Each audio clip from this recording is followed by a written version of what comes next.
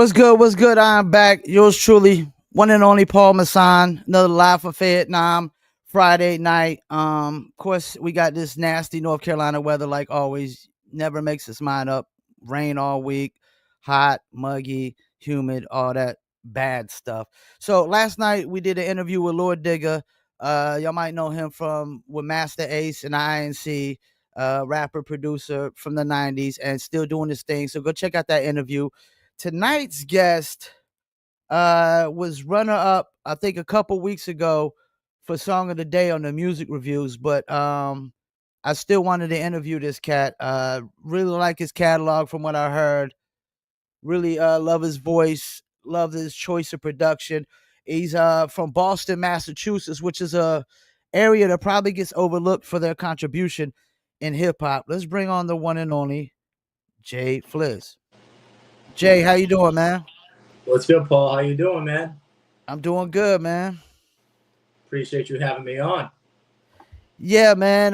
You got runner up the song of the day the last week. I think it was last week or the week before, and I was like, I still want to interview this guy. Normally, I interview the song of the days, but I like what Yeah, you had, man. I like what you had. no doubt. I appreciate it. So, you sent me over the bio. I'm gonna start with some questions from that. Yeah. So it says the musical journey began in the childhood, influenced by your father's passion for classic rock and blues. So, what was some of the music that you were hearing at that time? A lot of Eric Clapton, Stevie Ray Vaughan, Okay. Hendrix, B.B. King, blues like Gary Moore. I listened to a lot as a kid. So that's pretty much all I heard in my house for the first 10 years of my life, and I kind of caught on to hip hop, on my own, and that's I started to switch over, listening to more of that. But my young years, that's all I listened to, and I still listen to it a lot nowadays. But that was kind of the foundation and how I kind of fell in love with music. Yeah, I started out with rock too. I did an interview for a guy today that said he started out with rock as well. And then, as soon as he heard that first hip hop song, for Hmm. him, he was just that was it. He was like, I love you, rock, but you left behind a little bit. Yeah, So yeah. let's get into this. I saw Enter the Wu Tang, 36 Chambers, and Illmatic. Those were specific albums you had in there. How important are those two albums to you? I mean, there were a couple of the first that I stumbled across. I mean, I remember going to the store as a kid and with my mom and her walking around the store and shopping for whatever, and I was stealing tapes, and I stole Illmatic, 36 Chambers. Those were like two big ones. I remember jacking those tapes and just listening to those nonstop. Obviously, being from Boston, like it was a lot of East Coast. I was listening to Biggie, Wu, Mobb Deep. Um, all that sort of stuff. So, like I said, those two have always kind of stood out. Um, and obviously, I've listened to a million other artists and projects and records over the years. But those first days and months and years of really diving into hip hop, it was kind of those early '90s, and those were a couple of the first records that I heard. And you said you were a teenager at the time? Nah, I was born in '85, Okay. so I was probably like 10. 10. Okay, Okay, you what? weren't No, even the teenager.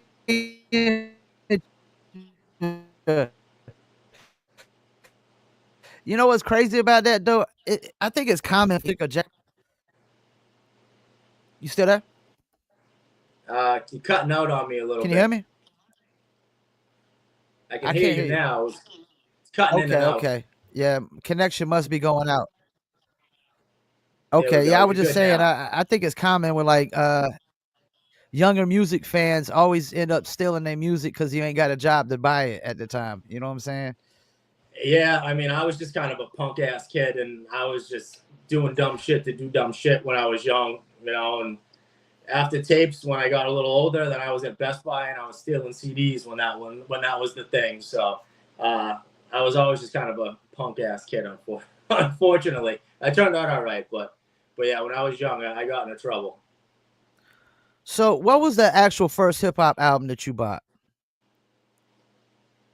Oh man, I don't know that I bought. I honestly, I honestly don't remember. I do remember a Christmas one year. I asked for Bone Thugs and Harmony. Um, I think I said I didn't buy it. My parents bought it, but I think that might have been the first record that was actually purchased and put in my hands. Um, I'm pretty sure that was one. There might have been another CD that same year. There might have been a Cypress Hill album that year. Um, my That's memory's a good terrible, choice. but I do remember Bone Thugs specifically being one of the first as well. So I said I listened to a lot of East Coast, but I listened to West Coast too. I was kind of all over the place. Once I dove in, I was just listening to anything and everything. So, your regular voice doesn't sound as gritty as your rap voice. How No, did it you does just not. how did you discover your rap voice?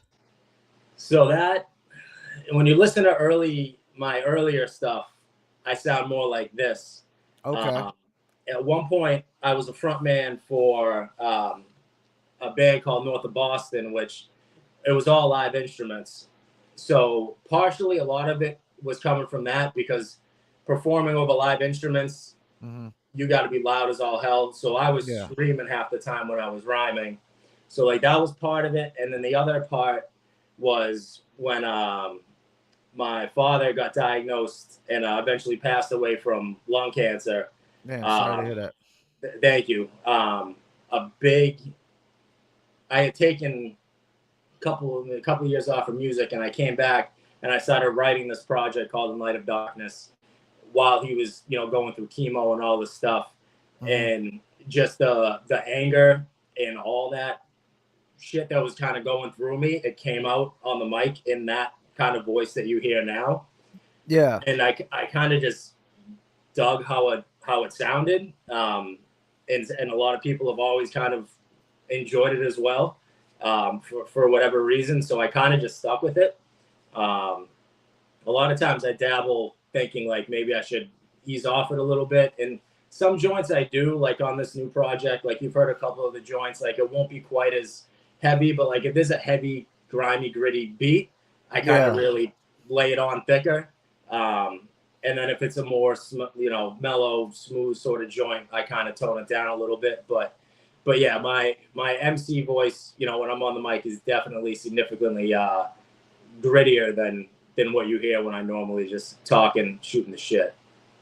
Yeah, when I think of it, I almost think of like Vinny Paz, Yeah, and I was a big JMT fan. I mean, I still am, um, but that's probably partially some of the influence. I Mhm. wouldn't say entirely. Like it kind of did naturally just happen. But I will say I have been a huge JMT fan for a long time. I mean, being from Boston, I grew up on Acrobatic and Mr. Lift and Virtuoso and Esoteric, and that kind of spiraled into finding Vinny Paz, and it turned into Army of the Pharaohs and the whole nine. Yeah. So I've always kind of listened to that stuff too. So like I said, there's probably some Vinny in there, because I've listened to him for so long. But a lot of it was kind of just a couple of different elements and things that happened to me that kind of all molded that voice you kind of hear on record. And it's good to have a unique voice. There's a guy, from your hometown that said it's mostly the voice that gets you up, mostly the voice that makes you buck. A lot of rapper got flavor, and some got skills, but if you ain't got the voice, then you needs to chill. There you go. Rest in peace, the guru. So Yes, I sir. like the voice. I like the voice. Don't change it up, man. I wouldn't change it up. That's what's up. Thank you. Thank you. So, what was the moment you said, "Hey, this is what I want to do. I want to rap"? Because we all start out listening to music, and then at some point, you get to the point where, oh, what, I can do this too. Yeah, I mean, I was always like an artsy. I was into to writing and drawing and all that stuff. It's all I've always kind of just been creative. So like the first time I started writing like actual lyrics and songs was like third grade. Okay. Uh, first time I performed on stage was 5th grade, at like our, I don't know, graduation, whatever you want to call it, as a young kid. And I had written a song with like the music teacher, and I actually performed it. Again, that was just kind of, you know, little kid stuff, but like through middle school, high school, I was always writing. You know, in high school, me and my boy, who's a super dope producer, Vinyl Villain, we used to be, you know, cutting class all the time, and we'd go to his house and spin records and just freestyle and, you know, having ciphers, you know, at my parents' house and in my basement, just like always, you know, just doing the typical kid stuff. Um, and then it was like 2012 when I dropped my first like actual studio album, All From Nothing, which he predominantly produced. And that was kind of, you know, when I took it the most serious. For me, it's still more of a hobby than anything. Like I work a 9 to 5 and got 2 kids, and you know, and do the dad thing more than anything. But it's something I've always done. So like I said, since I was little, I've always been writing. I've always been rhyming. And then like when COVID hit, I kind of dove back into it pretty heavy, because I found myself with some more free time, which is rare for people nowadays. And since then, I've dropped, I think, like 11 projects, a ton of singles, mad up. features. So like I said, it's, for me, it is still a hobby. I make a little bit of, you know, money on the side and all that. But it's just something I've always loved. I've been passionate about. It's like therapy to me. So in high school, you formed up with this cat, Vinyl Villain, Yeah. and you said y'all, you know, y'all formed. I guess y'all formed that band. Y'all was talking about north of Boston. But you decided to eventually go solo. Why was that? Yeah, I mean, I did the band thing with the band.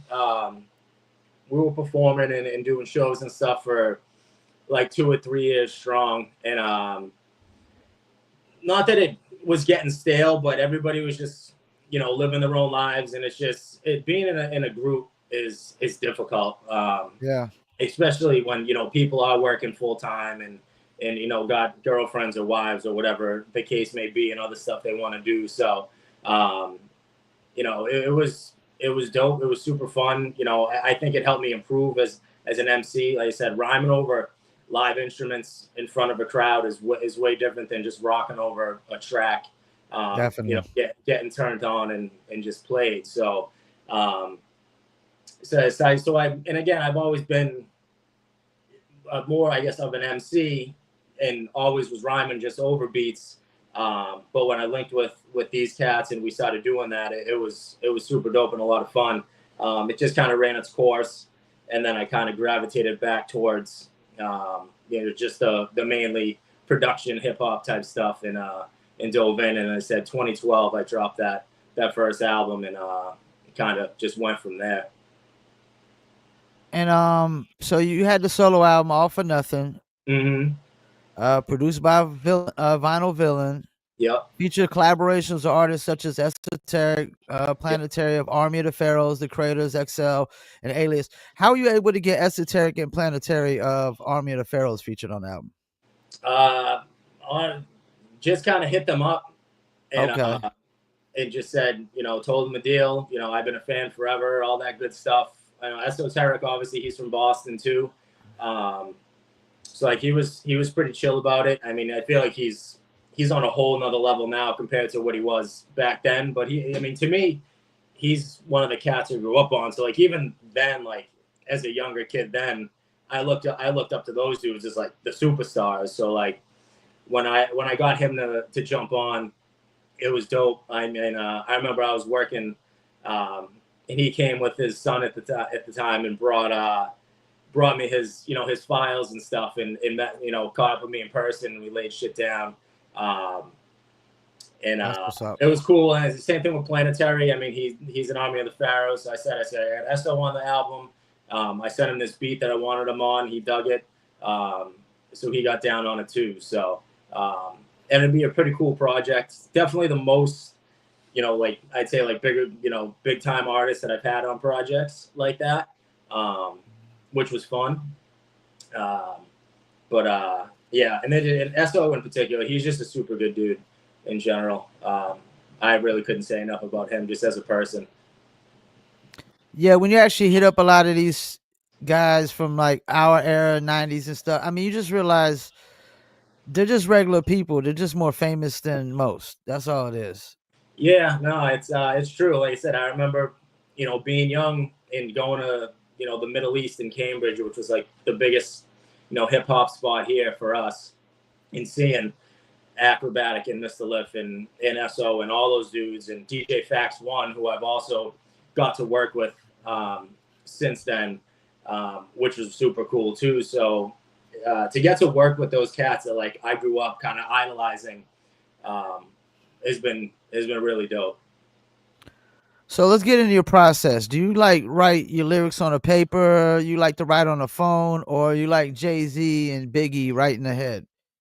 It's all pen and pad for me. Okay. Um, I'm on the road all day um, when I'm working, so I literally my pen and pads on my lap the whole time, hours on end every day. That's where I always write. I got my beats playing, whatever it is I'm working on at the time, so I just write.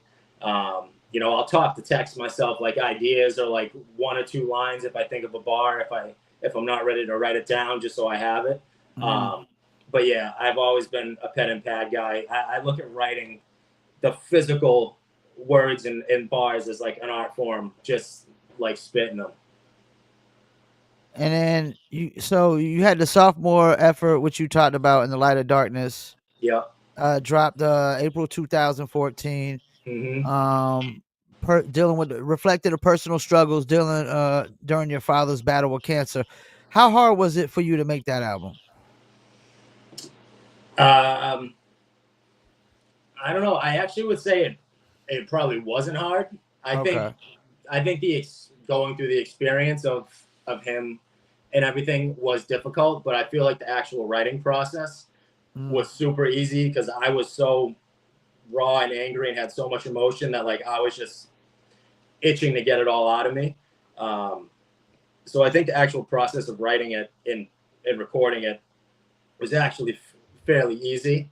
Um, I feel like the harder type of songs or projects to write are ones where like it's not super personal or like not very experience based. If I'm just doing bar work and just trying to talk some shit, like I feel like coming up with those ideas constantly is sometimes more difficult. But when you're writing about stuff that's true to you or stuff that's going on in your life and your reality, I feel like that's actually kind of the easiest and honestly the most important music you can make as an artist. Okay, okay, that makes sense. And so the song I reviewed a couple weeks ago was "Hands in the Loops." Yeah, Explain that song. that song's just Like, where that title come from? well, the title came from the specific line in the joint. I wasn't sure what I was going to name the song, and Hilltop actually was the one who said we should name it "Hands in the Loops" because the line it's like Okay. started spitting same time I was tying shoes, proof I always seem to have my hands in the loops. Um, and he just thought that was such a dope line. I said, yeah, let's go with that. That works for me. So that's kind of how the name came about.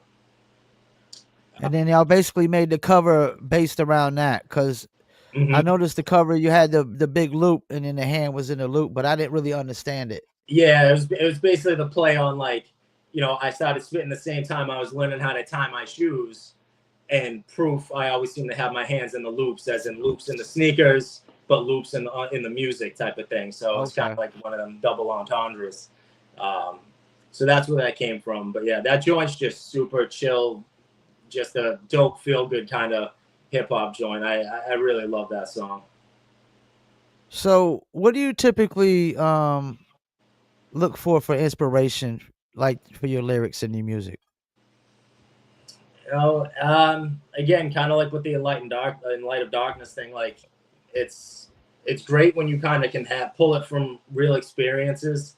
Um, and again, that's not always easy to do. I mean, you know, there's not living a day to day. It's not all that much different, exciting, or dramatic, or bad or good stuff happening. You're doing the day in and day out type of thing. So, I try to pull from, from specific, experiences, like, talking about my kids. Like, I have a joint called Our Father, produced by Fax One. Like I said, that's about them. I got a song on this new project about, over drinking, about family drama. So, as I said, I try to, again, pull from real life experiences and stuff I feel strongly about. There's a joint on there talking about, just like prescription abuse, and like, and how bad that is in the healthcare system, and how kind of up and upside down that is. So, I try to do some of that. And then again, I try to just kind of do, crazy bar work, and just come with the metaphors and the clever, fun shit too. So, like, how do you typically handle like criticism or any negative feedback you might get? I mean, I don't get a You ton, probably don't get a. You probably don't get a which lot. is which is good. I mean, I'm sure it's out there that's just not being said to me directly, which is fine. But obviously everybody's not going to be a fan of me. Um, but I mean, if and when, just roll that shit off. I mean, there's a million MCs out there. There's a million producers out there. Like, I don't expect everybody to enjoy my music or my vibe, or what I'm talking about or what I'm not talking about. Nowadays, like, it's all like coke rap shit that everybody's into. That's like the big thing. And that's not me. I don't get down like that. I'm gonna talk some just honest shit that I can tell you about. That's me, and that's my life. And then I can just get crazy and clever, and you know and rock some fun bars. But I dropped a joint not too long ago called Marathon Man. um, I don't know if you heard that, but like, that joint specifically was about, the day of the Boston Marathon bombing. Okay. And it actually happened to be the same day my father woke up from a coma, Damn. before we found out he actually had stage 4 lung cancer. And it's all about, like, the the push and pull of how happy I was, like, that he was alive, and then how crazy and chaotic the shit was going on in the city. Um, so, like, and I had a lot of people hitting me up, and I thought that song was going to kind of not fall flat, but because it's so personal, I didn't know how much it would resonate with people. Mm-hmm. And I had so many heads hit me up and be like, that song was amazing. Um, so probably a longer answer than you needed for that, but like I said, everybody's not for everybody. So like I said, I appreciate anybody that takes the time to listen to my music and show love. And if they don't, it's not bothering me none. So, as an artist, what do you feel like is more important to you, lyrics or flow? I mean, I'd say it's both. Both. It's probably a cop out, but um, I mean, I think you have to be able to flow properly. I don't think you want Okay. to come off stumbling and bumbling. But again, even if you have a nice flow, but you're not saying shit, and again, this is coming from like an MC Mm-hmm. and an artist, like, people who appreciate hip hop and appreciate lyricism and actually listen and digest what the MC is saying. You gotta have content. There's got to be, meat on the bone. Like I said, you can flow nice, but if you're just not saying shit that's worth listening to, I don't know what the point of listening to it is. And again, that's what 98% of the music on the radio is bullshit with like a funky flow and the same repetitive ass beat that everybody rhymes over. So I mean, kudos to them. I mean, I'm probably doing the wrong thing by making the music I make, but like, for me, I think you got to be able to flow, but I think you got to be able to, you know, talk some shit and have something to say. I think when you make underground music, you just need to like understand the expectations. Don't expect like mainstream expectations. We only got like a couple cats that really got, I guess, what you could say is a underground kind of flow in the mainstream, and that's really just Kendrick and Cole, man. Mm-hmm. You know, And but it still goes to show you that the guys with the better content and overall better quality music still reigns supreme. It's just underneath them, everybody else is just like they all sound the same. All the beats are the same, the flows are the same. Hmm. Too much auto tune. Yep. Just too much Yeah. repetition. Too I, much I, repetition. yeah, no, I agree. I mean, come across. I'm on the race. I'm on the road all day. I'm seeing different accounts and stuff for my day job, and everybody knows I rap and all that. And they're like, "Oh, did you hear the new so and so?" And I'm like, I'm saying to myself, I don't even know who the fuck that is. And I can guarantee that it's the same old terrible crap that everybody's putting out. It's just like I said, and I shouldn't talk because those are the dudes, making the money and doing that thing. So it's just, I feel like it's just sad. That's how terrible and stupid society is, that this is the type of stuff that they eat up, as opposed to, MCs like me, or, a whole thousands of other artists out here that are actually putting out real good quality music that, just get overlooked. But so that's the way of the world, unfortunately. Well, part of it is, you know how it works. If you play a song over and over again enough times, it can grow on you. And Hmm. labels just got to the point where they only started taking a chance on one type of artist with one type of sound. Really, Hmm. they got to a point they only wanted to sign established artists. But you got, like, for example, a cat like Nims, Hmm. who I feel like's an established artist. Yep. He's probably not on a major label, probably don't need a major label, but Hmm. they're not willing to take a chance on a cat like Nims because the sound just doesn't fit the Yeah. agenda. Yeah. It's too street. It's too authentic hip hop for them to Yeah.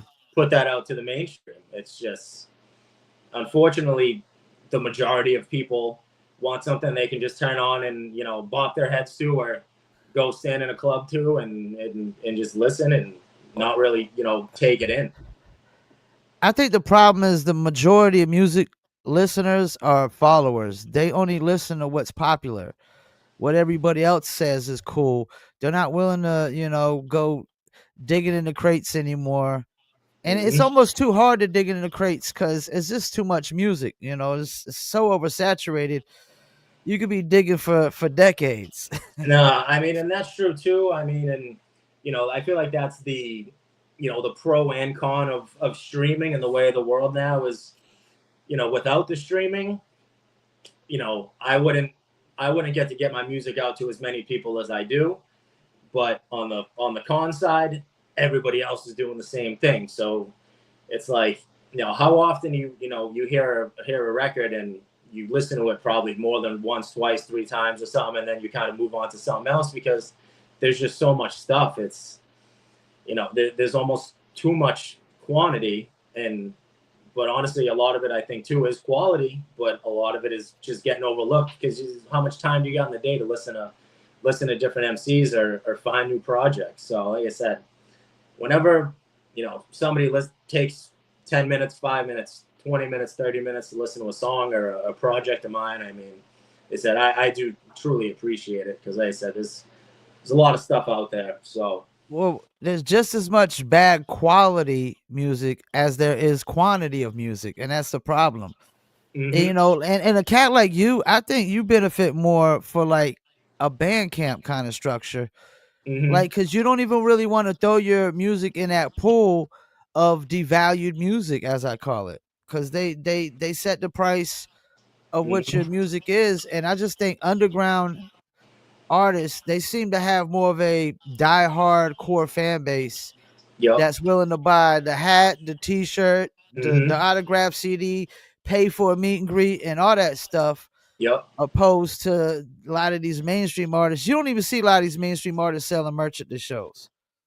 No, I mean, they probably don't have to. I mean, because they probably do actually profit from streaming, unlike most of us. And then they're getting paid, and depending on how big they are, they got endorsements and all this other stuff. So, yeah, like you said, for somebody like me, like, I always push people to Bandcamp. Like I said, I'm not. paying my bills with music, so I don't rely on it. Um, if people decide to buy a project or buy merch, I had some super dope merch for my last album actually that sold out twice, which was really cool. Yo, OJ, peace. Hilltop, what up? Heads rolling through. Um, And but exclusivity is always good for an artist like you. It really Yeah, like I is. said, I always keep things pretty limited too. Like I'll do like limited runs. Like I did limited runs on that merch for the last album, and it's just something to get people engaged a little more and give them a little more incentive to listen to the project, to buy the project. And like I said, it's peanuts in the grand scheme of things, but it's for me again, it's always been a hobby, and it's a fun way just to engage with people and keep people listening and paying attention. So what you 40, right? I'm about to be 40. Yeah. About to be 40 because I'm 46. So when I interviewed Lord Digger last night, we talked about this a little bit, but what do you think about this whole rappers should stop rapping at age 35? I guess I should be retired then. I mean, I don't know. And I know that's been a big topic of conversation, I think, the past couple of years. And I think the biggest right people have had is like, well, look at all the rock guys. Look at Aerosmiths of the world and whatever whoever else. Yeah. I know. I just saw. I think Eric Clapton's coming to Boston pretty soon. I mean, there's no ageism when it comes to that genre We of music. always say that. Yeah, we always say that. It's like nobody questions that. Nobody was talking about Frank Sinatra singing when he was whatever 70 years old or whatever. So why it falls on hip hop and artists? I don't know if people think like just the look of it, because it's got I don't know, you got the style and all everything, and you look old doing that with your hat on backwards, and I don't know. Like I said, I think it's crazy, but it's definitely a topic, and I've heard people talking about it. I'm against it, obviously. Like I said, Yeah. I'm 5 years past my due date apparently, where Well, I should have hung it up. But do you um, think it has something to do with the disconnect? Because think about like a cat like LL. Nobody was saying, "Hey, LL, hang it up," when he was dropping Mr. Smith, and he was clearly over 35. yeah, yeah, Nobody was saying, "Yo, you're too old. Quit. Stop rapping." This like just became a thing of this new generation where they trying to tell anybody that's 35 and up, and 35 and up to stop rapping. Look at the cat like Killer Mike and LP, Run the Jewels. I mean, they're mhm, clearly over 40 something years old, and right, they winning Grammys. Or yeah. No, I mean I agree. Again, it's again with the music industry and the way it is. Sometimes people don't break out till I feel like they're mid 30s or maybe 40. I mean, I think every now and then, but I think for the most part, most people do make it very, very young. I think yeah, the ones that really have set it off, yes, no, I agree with that. Um, but I feel like there's cats that maybe don't go big time, but get to that point where like they grow their fan base, slowly and gradually and organically over the Yeah. span of, you know, 18 to 30 or something, 10, 12 years, something like that. And then like in their mid 30s that they kind of find their sweet spot, and they're starting to really kind of make some moves and still kind of build. So I don't know. And again, for me personally, it's just my hobby. Like I said, people can listen. They don't have to listen. It don't matter. I'm going to do it anyway. Um, but yeah, I don't know. I think I don't know. Young people just got to shut the fuck up sometimes. They're so goddamn opinionated. Like that's the And other thing. emotional, and they so emotional. Yeah, like everybody's crying about this and complaining about that, and it's just like Yeah. if you don't like the 36-year-old that's rapping, then just don't listen to him. Yeah, what you mad about it for? Like, no, they mad because LL had a really good album last year. He had a good run last year. Yeah. Common and Pete Rock had like the '90s cats came in last year and pretty much Hmm. damn near took it over, man. When you Yeah. talking about best albums of last year. Yep. No, and it's great to see. And like I said, and again for older guys like us. I mean, those, late 30s and into their 40s that grew up on kind of, the 90s and early 2000s, some of the little 80s hip hop. I mean, I love to see it. And I'm still kind of stuck in that. Like, most of the new stuff that comes out nowadays, I don't listen to, honestly. Yeah. And it's not even necessarily that I don't or won't like it, but I'm so busy always constantly working on my own music. It's not super often I take time out to listen to other shit. But I've always still just been stuck in that kind of 90s, early 2000s, a little bit further, but that was just kind of my sweet spot. That's what I grew up on. So, not to say everything that comes out nowadays is bad, because it's not. But I said, I've just always been in that headspace, and I kind of never got out of it. Who is an artist that you like that's out nowadays though, like the newer artist? Nobody you could think of? I mean, Griselda maybe, or uh, don't listen. you don't Uh, listen to Griselda? wouldn't know it if I heard it. Nope. Talking about Benny the Butcher and them. Griselda. Nope. You Never ain't listened. familiar with Benny the Butcher? Oh no, I am. But if you Oh. turned on a joint, I wouldn't know it. Oh, okay. I'm not bullshitting. Wow. Just I've been so, since I came back to music in 2020, I've been so in the zone and working on my own stuff. And the only stuff I stopped to kind of listen to are like cats that I know personally, that I kind of want to spend my time. I don't need to go listen to these dudes and support them, because, not that, again, the music's probably dope, but I only have so much time to listen to music that I'm not working on. I'd rather go listen to dudes like the homie G Fan Black, who's from Boston. He's super dope. I'll listen to his projects. Sankofa, who was on my last album, he's awesome. I'll listen to his projects. So like I said, with the limited time I have to listen to music, it's usually kind of this small circle of people that I've kind of, gotten to know, and I collaborate with personally. And that's kind of what I spend the time listening to, like I said, and it's minimal because I'm so busy working on my own stuff.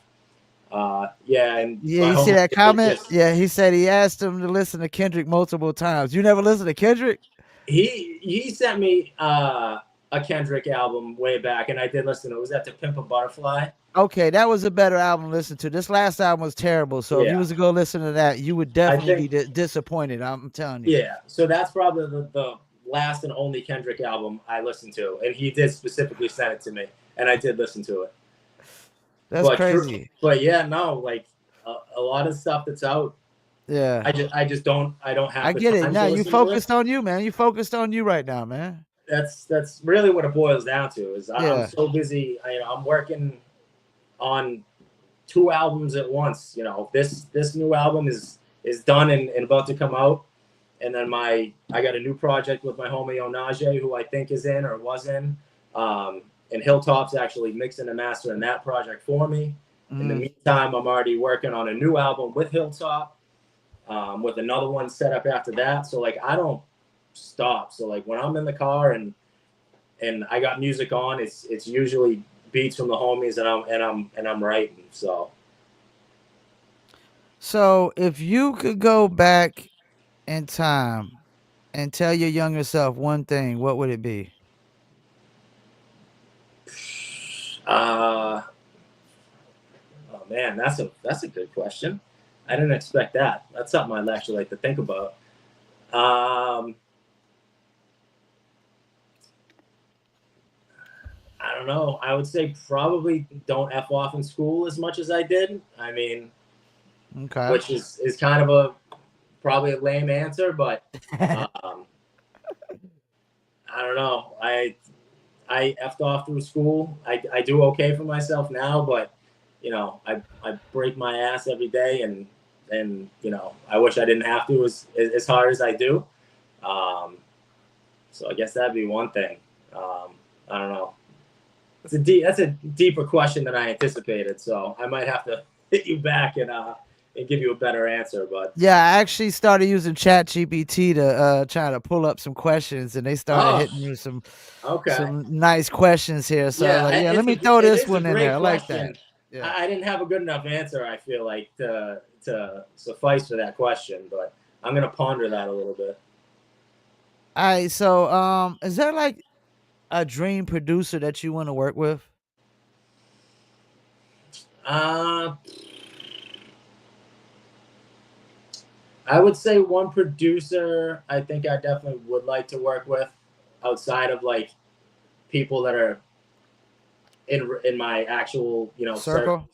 and such, is Exile. Um, like I said, one album that I've listened to, and again, it was kind of years back, was Below the Heavens from Blue and Exile. Oh yeah, that yeah, I know. Yeah, Yeah, that album uh, was actually really huge at that time. That's one of yeah. the I mean, all-time hip hop albums. They said. I feel like that was one of the best albums probably I've ever heard. Like when people ask me to like list my top 5 or 10, like I usually maybe in the top 10. That's kind of ends up falling in there. So for like newer school hip hop that's come out, and even now that's kind of getting old. But I love that album, and I definitely think Exile's super dope. So he's a name I'd throw in that hat. I gotta go back and listen to that because we did a show where we were doing like the top albums in hip hop, and Mm-hmm. that album actually came up, and I wasn't so familiar with everything on there. Where I was like, I need to go back and listen to this one. Definitely, I bet I'm missing something that's truly, truly great. Where I'm gonna probably say it's up there with like some of the best, probably. I say it's I don't I would never put probably any album in this on the same pedestal as Moment of Truth, but I feel it's very much like one of those projects you can put on and just let it ride front to back, and you're never gonna have to skip a joint. Like there's nothing iffy on that whole project. It's a very strong album. Like I said, I very difficult to put it on the same level as something like that, but Yeah. in Exile is just a very dope producer. So like I said, it's in that vein. Like I said, it's not on the So same level, but it's is that your top album of all time, Gangstar Moment of Truth? That's my favorite Gangstar album, Moment of Truth. definitely my favorite Gangstar album. Um, Again, it's definitely in my top 5. I think, yeah, I think My it's in my top 5 too. Yeah, it's definitely my top 5. One Violent by Design by Jedi Mind Tricks is in my top 5. Okay. And what could be my number 1, and it always, I think about it all the time because that's a question I get a lot, is Enters the Colossus by Mr. Lift. Um, I don't I know didn't if see you've that heard. coming. I didn't see that coming now. Yeah, I don't know if you've heard that album or not, but I don't think I have.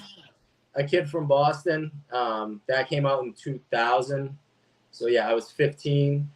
That was like when I was like this, like the scene, like the Boston scene was like what I wanted to be a part of, and be an artist, and represent Boston. And that album is filthy. I absolutely love that project. So if I gave you a little homework, I would say peep that project. I'm gonna check that out. Like for me, man, I think the dopest hip hop album of all time is Mobb Deep Infamous. That's a very good choice. I just think it's completely flawless in my opinion. Yeah, no, I wouldn't disagree with that. I'm a huge Mobb Deep fan. Um, Always have been. Miss Prodigy. Um, Yeah. but yeah, no, I would agree. Always love Mobb Deep. One of my favorite joints of all time is was on Capital Punishment with Pun, Prodigy, and Deck. Yeah. That was a Uh, dope one. Yeah, that yeah, was a I dope forget the one. name of the joint, but yeah, that's one of my favorite songs of all time. Yeah, so no, Mobb Deep, And definitely. yeah, Dex my favorite Wu member. So what does hip hop mean to you personally? Personally, it's just kind of always been my my therapy, my kind of escape, just to write and be able to process stuff, and get it out on paper, and then and put it on a project, and let other people listen to it, which is tough to do. especially when you talk about personal stuff too. But yeah, for me, it's just always kind of been there. Talking about it like it's an actual thing or like a person, but it's just always been a part of me since I was young. Whether it was listening to music when I was younger, and then stumbling across beats. I remember downloading beats off Napster back in the day and rapping in my compact Rosario little microphone on a computer and making these goofy little raps back in the day. It's just always meant a lot to me, and it kind of been where I can be me and just let it all out and express myself, and like I said, let it kind of be a therapy. It's a special thing, and like I said, people who don't partake in it, like as an artist or a producer, or whatever, and really dive into it, they probably don't quite get the feeling. But it's pretty dope when you can put out a project or anything and have people listen to it and it resonate with them and then respond in a positive way. It's a pretty crazy feeling. So I got one more question. This is kind of a crazy question, but I only Okay. asked the hip hop heads this. Okay. And so this is a question I got. There's a group that they mentor J. Cole. They're from Fayetteville, North Carolina, also known as Vietnam. Mm-hmm. And the question was, if the aliens came down to Earth and you Mm-hmm. had to play one song to basically explain or tell the story of hip hop, what song would you play for the aliens? Oh shit, that's another tough question. Was that Chat GBT? Nah, that was actually a question that was in an interview. And I Okay. was like, I think I'm gonna keep this. This is a dope hip hop question. Uh oh man. That's that's a tough question. Like somebody, okay, I'm gonna just give you a couple examples of what I've heard. I've heard Biggie, Yeah. Juicy. Okay. Yeah. I've heard Tupac, Old School, Okay. Grandmaster Flash and the Furious Five, The Message. Got it. I think I would personally go with the Tupac, Old School. Yeah, that's a good one. I mean, Juicy from Biggie did come to mind. Um, I mean, I would say like maybe Illmatic, um, like New York State of Mind, maybe. Okay. Um, it's a tough thing just to pick one joint, um, but yeah, I don't know. I throw that. I guess I would pick that. That's another one. Should have sent me these questions beforehand. I would have been better prepared. So I know you got the single. I'm about to review it tomorrow. Watch Me Shine featuring Oh, dope. Yeah, Money Money Mowgli. Mogley and DJ Deceptor. What can you tell me about this song before I review it tomorrow? Yeah, it's a dope joint. It's got a little more, pep than little less that laid back vibe. It's a little more straightforward like hip hop. We got DJ Deceptor on the cuts. But Money Mowgli, he's super dope. He's an artist that I would definitely tell people to peep. He's from Florida. Okay. And I stumbled across him through my friend Sankofa. And he's really, really dope. So he laces it. I body a 16. We got Deceptor on the cuts. He kills it like he always does. It's a dope joint. I definitely think you'll enjoy it. So you think more likely we're gonna get a yay on that one tomorrow? Oh, it's definitely a yay. Okay. Yeah, without a doubt. Yeah, most people be sending me these okays, man. Yeah, I Sometimes I get always mad like with it. them reviews, man. Like, yo, man, I got 5, 6 straight okays, man. What's some yays at? Yeah, I see how discouraged you get sometimes when I'm watching the show, and I mean it's tough too because with you doing all different genres, which Genres, yeah. I think it's super dope that you do that. I don't know if I've seen another, podcaster streamer do that. Yeah. So it's dope you do you just take whatever you get and just roll with it. But yeah, I mean I can tell usually, 5, 10, 20 seconds in when it's gonna be a yay or a nay. Yeah, I've heard some questionable stuff, but yeah, that Watch Me Shine joint, Um, Definitely dope. Definitely a yay. Song of the day. I don't know. Well, that's TBD, but We definitely you'll, go see. you'll like Yeah, it. I've been dealing with musicians for a while now. I've been promoting music for 15 years. You know, I had on demand radio station called Indie Castle back in the days. Oh Had wow. a Urban Obsessions radio show. Did the hip hop channel for Unheard Radio. I also own a music promo company called Promo Palace. Okay. You know, so I've been dealing with so many musicians for so many years, man. I done heard it all, Hmm. seen it all, and it's just like, I don't know, man. Like a lot of these musicians, I don't think a lot of them got like real friends in a life. You know what I'm saying? Like really giving them criticism and whatnot. Because some of these submissions, this is like, wow, like yo, some of it's so terrible. It's like you could tell like they don't got no real friend. Like yo, dog, that shit ain't really hitting Yeah, me. you can't be putting that out to the public. Yeah, and I think musicians like sometimes they can just like be a little egotistical and everything they put out they think is a hit, man. But there's a difference between just hit records and just good songs, man. You know. Yeah. No, I agree. Like I said, I've never put out a hit record, but I definitely put out a lot of dope projects and dope songs. So, um, it's Yeah, I was going through the face. You know, I was posting the story post. That's typically how I like to get a lot of promotion out of it. And mhm. I noticed while I was just going through the catalog of songs. I mean, there was just a song after song after song, and just every beat was different and just different vibe. And you definitely got Mhm. a you got definitely got a nice catalog over there, man.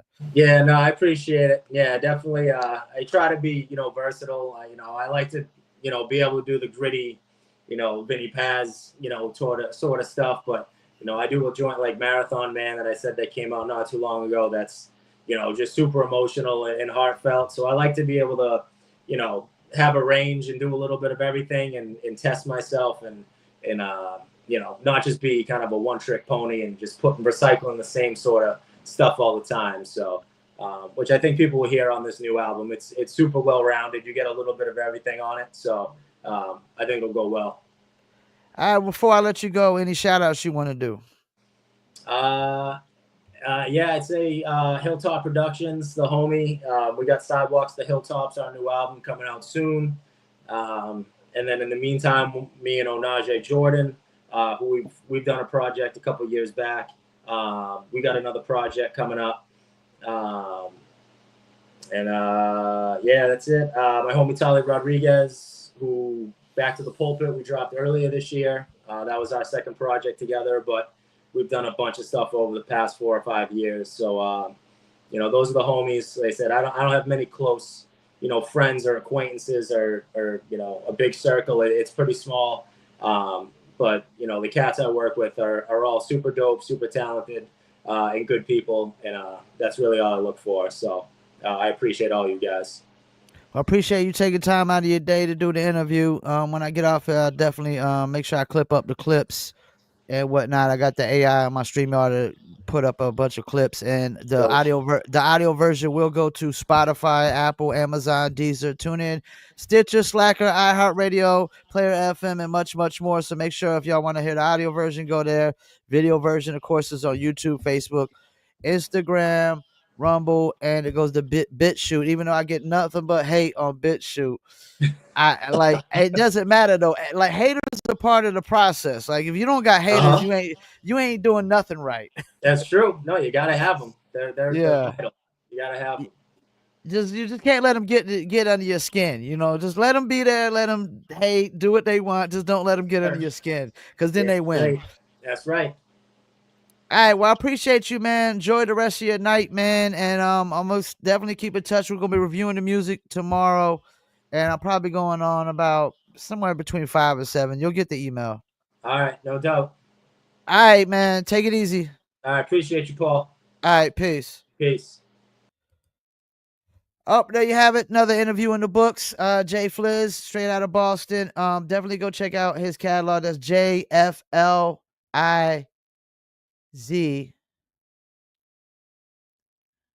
And we're gonna be reviewing tomorrow. Watch Me Shine. featuring Money, Mowgli, and DJ Decepta. I think we reviewed a few tracks already. We've reviewed Back to the Pulpit and Hell's Kitchen, Triple Sixes. So definitely go check out all those as well. Go check out the interview I did yesterday with Lord Digger. And I got some interviews coming up as well still. Let's see who we still got on the schedule. We got Rex and Artisan, which they're out of the Massachusetts, Boston area as well. I think more of Lawrence, Massachusetts for Rex, if I'm not mistaken. We still got Hoffa Killer Army. We still got Michael Myers out of the West Coast. If y'all don't know about him, go check him out. He had an album called It's Long Time Coming. We still got Pretty P, who actually got Song of the Day with Jay the day we reviewed the JFliz track. And we still got Swayzak of the Goats.